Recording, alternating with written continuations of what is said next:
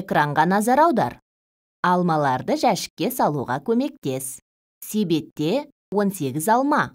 Жәшікте 3 қатар бар. Әр қатарға неше алмадан салуға болады? Бұл сұраққа жауап беру үшін 18-ді 3-ке бөлу керек.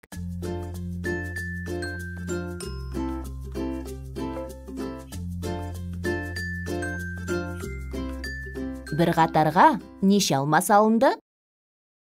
Дұрыс, 6. Ендеше 18-ді 3-ке бөлсек, 6 болады.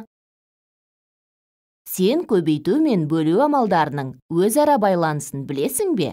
Есіңде сақта, көбейтуді бөлу амалымен тексеруге болады, ал бөлуді көбейту амалымен тексеруге болады. Сен осы біліміңе сүйеніп, 6-ға бөлу кестесін өз бетіңше құрастыра аласың.